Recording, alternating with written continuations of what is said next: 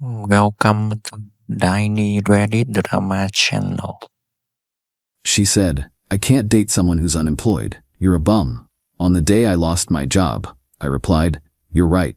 Then I blocked her. 3 months later, she reached out asking for a loan. My new position as VP at her dream company made saying no even sweeter. I, 34 male, got laid off on a Thursday. Not fired, laid off. There's a difference, though my now ex-girlfriend didn't seem to think so. Quick context. I worked in product management at a mid-sized tech company for 6 years. Senior product manager, good salary, solid reputation. The company got acquired 8 months ago, and the new parent company decided to streamline operations. Translation, they gutted our entire product division because they already had their own team. 73 people lost their jobs that Thursday. I was one of them. It wasn't personal. It wasn't performance-based. It was just business. Cold, corporate, absolutely soul-crushing business. I found out at 10 a.m. By 11 a.m., I'd packed my desk into a sad little cardboard box. By noon, I was sitting in my car in the parking garage, staring at my phone, trying to figure out who to call first. I called my girlfriend. We'd been together for 14 months. Met through a mutual friend, hit it off immediately, moved in together after 8 months. I thought we were solid. I thought she was my person. "Hey, what's up? I'm at lunch." "I got laid off." Silence. "Then what do you mean, laid off?" "The acquisition, they cut the whole product team. I'm out." More silence. Longer this time. When she spoke again, her voice had changed. Colder. More distant. "So you're unemployed?" "For now, yeah. But I've got a solid severance package, 4 months of salary plus benefits, and I've got savings. I'll find something." 4 months? That's it? That's actually pretty generous for a layoff. Most people got 2 months. But then what? What if you don't find something in 4 months? Then I'll keep looking. This isn't the end of the world. I've got a good resume, good connections. I'll be fine. She went quiet again. I could hear her breathing, could almost hear her thinking. "I need to go. We'll talk tonight." She hung up before I could respond. I spent the afternoon doing what you're supposed to do after a layoff, updating my LinkedIn, reaching out to former colleagues, making a list of companies I wanted to target. It sucked, but I was handling it. Or trying to. My girlfriend came home around 7 p.m. I'd made dinner, nothing fancy, just pasta with that vodka sauce she likes. Figured we could eat together, talk about next steps, maybe watch something mindless on Netflix. Normal couple stuff. She walked in, looked at the table, looked at me and said, "We need to talk." Nothing good ever follows those words. "I've been thinking about this all afternoon," she started, "and I don't think I can do this." Do what? This. Us. Dating someone who's unemployed. I stared at her. "I lost my job 8 hours ago. I know, and I'm sorry, but I've worked too hard to build the life I want, and I can't be with someone who's gonna drag me down." Drag you down? I got laid off. It happens. It's not like I got fired for stealing or something. It doesn't matter why. What matters is that you don't have a job. And honestly, you don't seem that upset about it. You're just sitting here making pasta like nothing happened. What should I be doing? Sobbing into a pillow. I'm trying to stay productive. You're acting like a bum, like this is just a vacation, like you don't even care that you just threw away 6 years of career building. Threw away. Like I'd chosen to get laid off. Like 73 people had collectively decided to throw away their careers. A bum. I didn't mean it like, you absolutely meant it like that. You called me a bum because I got laid off and didn't immediately have a mental breakdown. I'm just saying, I can't date someone who's unemployed. I have standards. My parents would never accept it. My friends would never let me hear the end of it. Do you know how embarrassing it would be to tell people my boyfriend doesn't have a job? What am I supposed to say when they ask what you do? How about, he's between roles, or he's exploring new opportunities like a normal person? That's just code for unemployed. Everyone knows that. So your concern isn't about me, my well-being, my career. It's about what you'll tell people at brunch. You're twisting my words. I'm repeating your words back to you. Embarrassing. For her, that was her concern. Not how I was feeling, not what I was going through, how it would look for her. Something in me just settled. Like the last piece of a puzzle clicking into place. I'd been ignoring red flags for months. The way she always had to have the nicest things. The way she talked about her coworkers who made less than her. The way she'd made me split dinner bills, down to the penny, even when I made almost twice her salary. This wasn't about the layoff. This was who she was. The layoff just made her show it. "You're right," I said. What? "You're right. You shouldn't date someone who's unemployed. You should be with someone who meets your standards. And clearly, I don't. That's not what I think you should pack a bag. Go stay with a friend or your parents for a bit. I'll box up your stuff and you can pick it up whenever." "Wait, you're kicking me out? I live here. The lease is in my name. You moved in with me and I'm asking you to leave. You can't just—" "I can, and I am."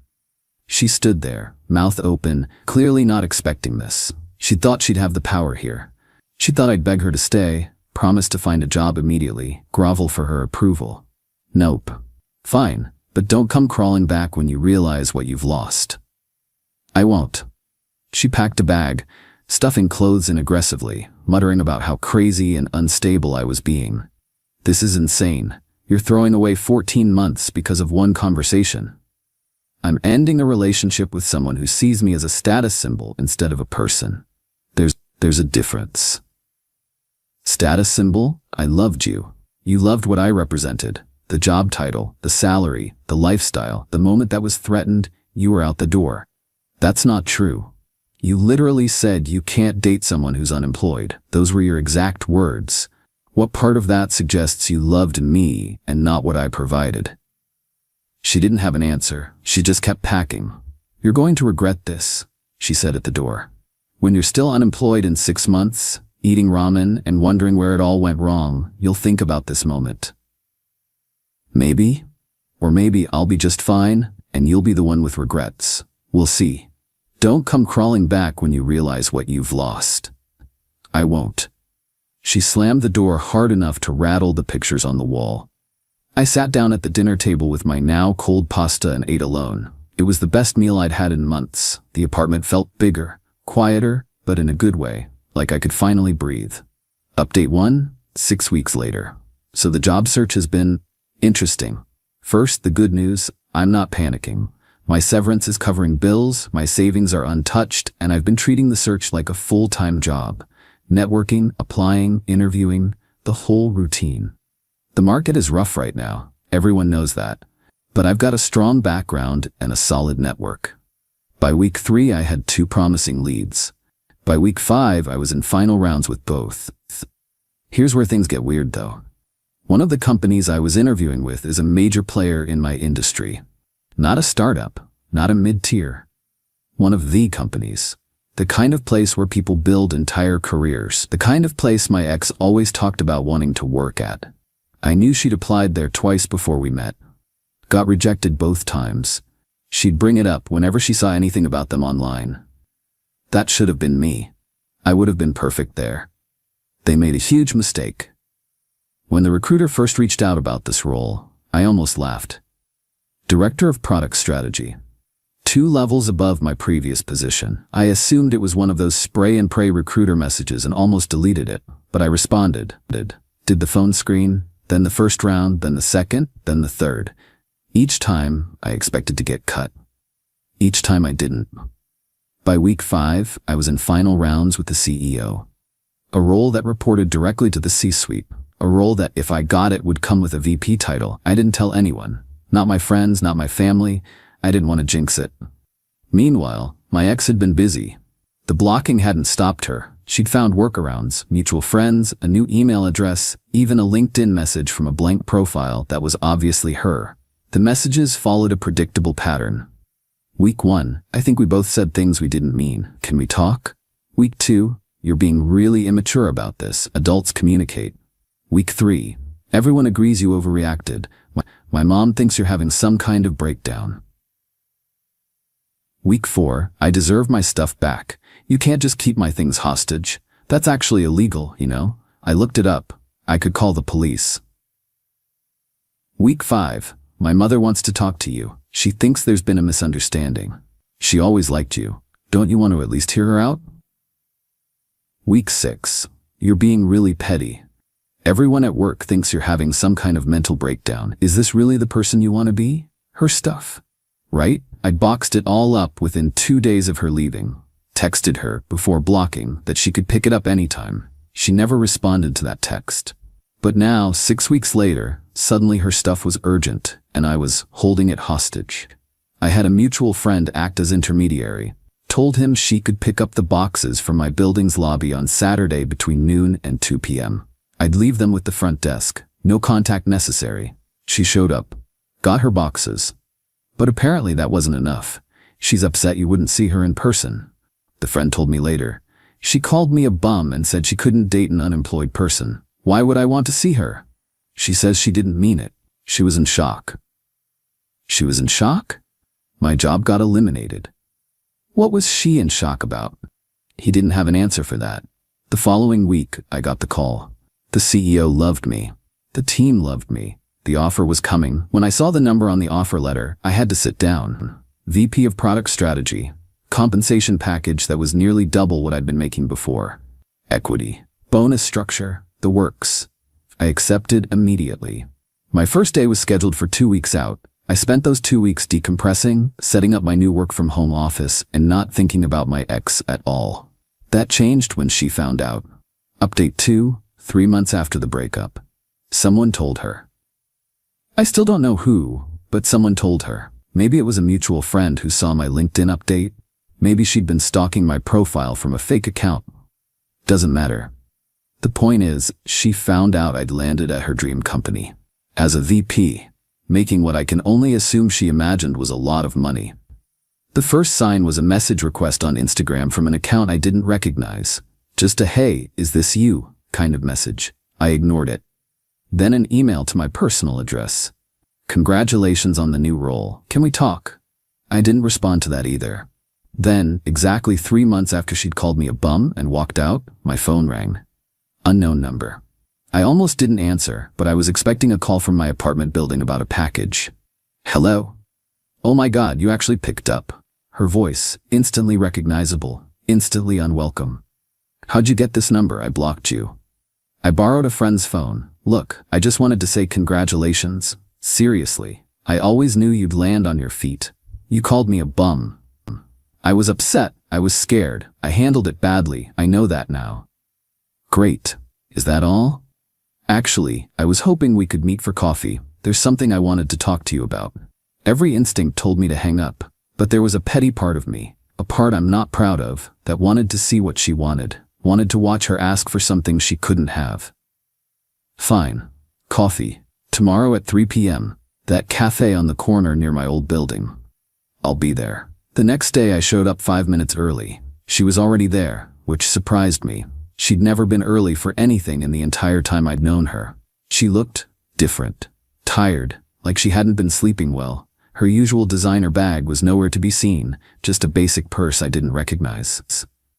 Thanks for meeting me, she said as I sat down. What do you want? Straight to business, okay? She took a breath. I heard you're at the company now. VP of Product. I am. That's amazing, really. I always said you were talented. You said I was a bum. I was wrong. I was stupid. I panicked. I didn't respond, just waited. Here's the thing, she continued, fidgeting with her coffee cup. I'm in a bit of a situation. Financially, and there it was. The real reason for this meeting.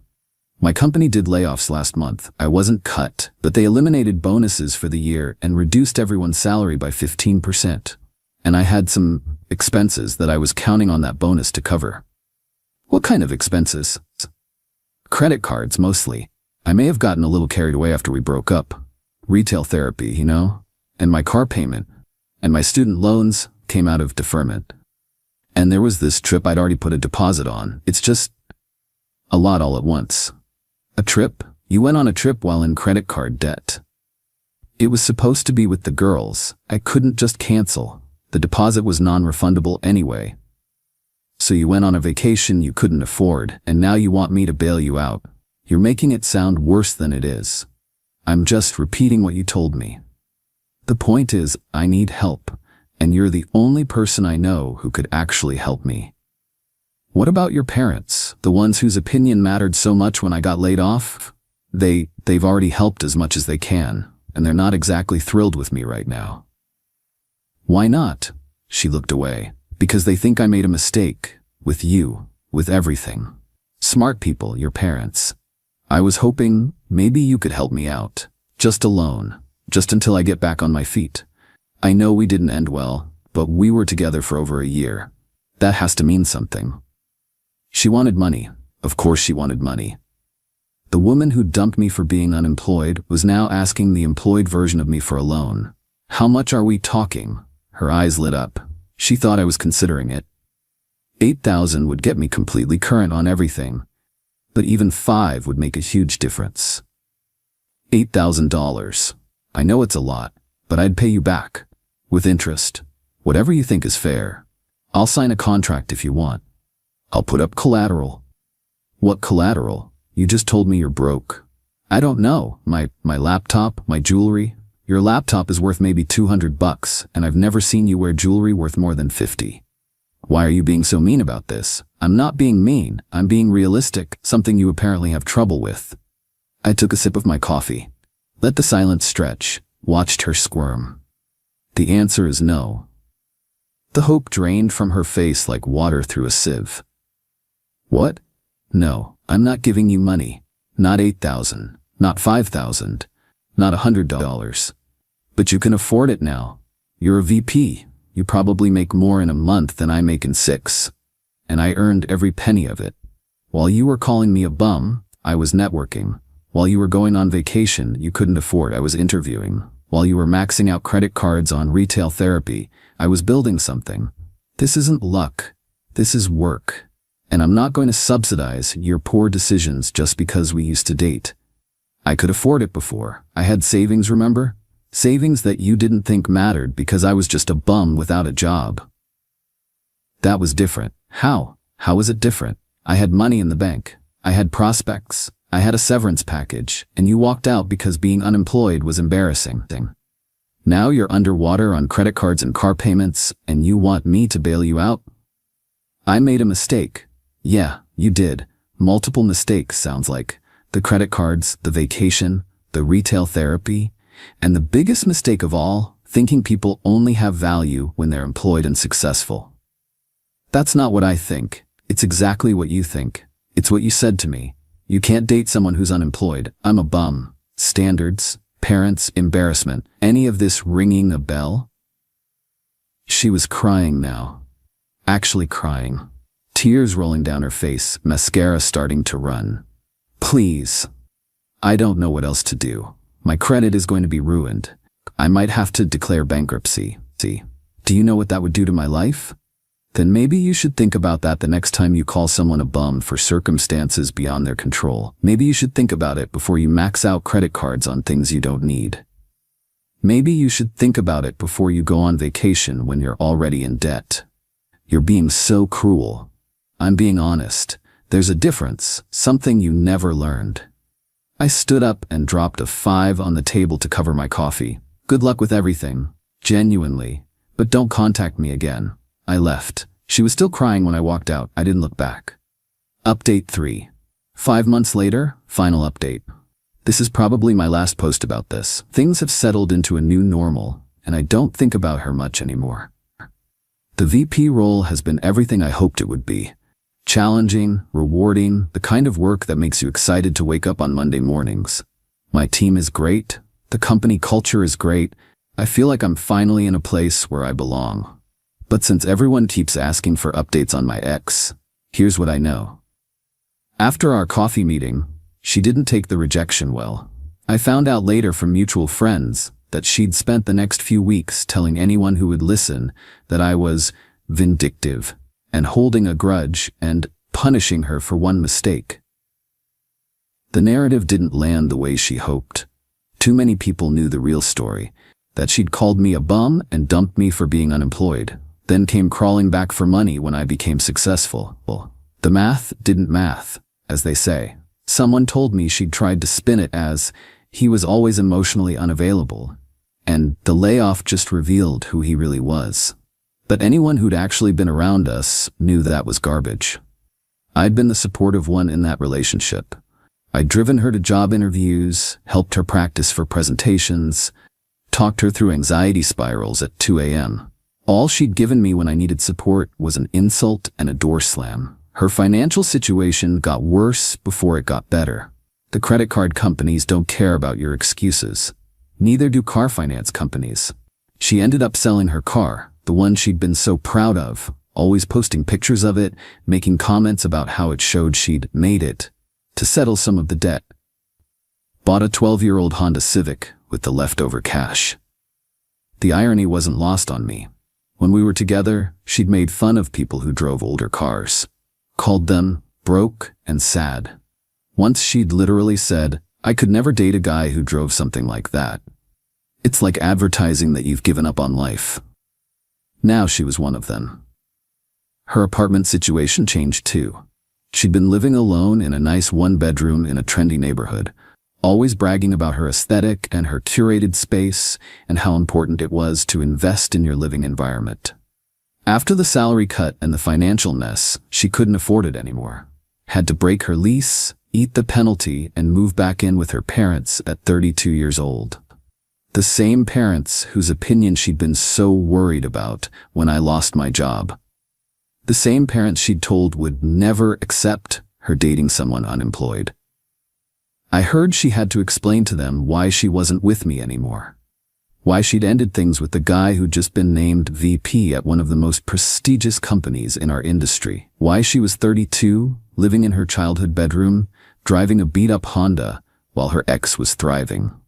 I would have loved to be a fly on the wall for that conversation. Her mother apparently said something along the lines of, "We raised you better than this," and her father just stopped talking to her for a week. Not my problem. But satisfying to hear about, I won't lie. The best part came about 2 months after our coffee meeting. She applied to my company. I didn't know until HR flagged it. Turns out, when you're a VP, you get notified about applicants to your division. Her resume came across my desk along with a batch of others. I stared at it for a long time.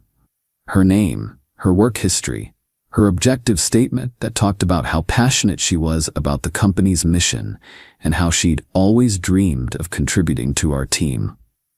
I remembered all the times she'd complained about the company not hiring her, how she'd stalked their LinkedIn page, how she'd made bitter comments whenever she saw someone from there speaking at a conference or getting press coverage. That should have been me. Now here she was, applying again, to a department I ran. I didn't do anything about it. Didn't torpedo her application, didn't put in a good word, didn't flag it for special attention either way. I just let the process play out. Sent it along to my recruiting coordinator like any other resume and removed myself from the evaluation process entirely. She didn't make it past the initial screen. Her experience wasn't quite right for the role she'd applied for, marketing coordinator, entry level. The same thing that had gotten her rejected twice before was still true. She wasn't qualified. Her resume was fine but unremarkable. Her cover letter was generic. There were 15 other candidates with better credentials, more relevant experience, stronger portfolios. The rejection email went out automatically. Just another form letter to another unqualified candidate. Thank you for your interest in joining our team. After careful consideration, we've decided to move forward with other candidates whose experience more closely aligns with our current needs. We wish you the best in your career journey. She'd probably never even know I'd seen her resume, or maybe she would, and she'd spend years wondering if I'd blackballed her. Either way, it wasn't my problem. The funny thing is, even if I'd wanted to hire her, even if I'd put my thumb on the scale in her favor, it wouldn't have mattered. She genuinely wasn't qualified. The same entitlement that made her think she deserved a job there was the same entitlement that had kept her from doing the work to actually become qualified. She wanted the title, the prestige, the Instagram-worthy employment without the years of grinding that the other applicants had put in. Part of me wonders if she suspects, if she thinks I sabotaged her somehow. If she's out there telling people that I blacklisted her from her dream company. The truth is much simpler and much more frustrating for someone like her. I didn't have to do anything. She wasn't good enough on her own merits. She never was. She just couldn't accept that. As for me, I've been doing okay. The initial anger has faded into something more like pity. She's a person who measures her own worth by external metrics. Job titles, salaries, brand names, what other people think. When those metrics are good, she feels good. When they're bad, she panics and makes terrible decisions. I used to be attracted to her confidence. Now I realize it was never confidence at all. It was just vanity, with better marketing. I've started dating again. Nothing serious yet, just seeing what's out there. I'm taking my time, being more intentional about what I want. Someone who sees me as a person, not a paycheck. Someone who'd stick around when things get hard, not run at the first sign of trouble. The irony of the whole situation isn't lost on me. She dumped me for being unemployed because she thought it reflected badly on her. Now she's unemployed. Well, underemployed. Took a lower-paying job after the salary cuts got worse, living with her parents, driving a beater car, and probably wondering where it all went wrong. Meanwhile, the bum she walked out on is thriving. I didn't plan any of this as revenge. I didn't scheme or plot.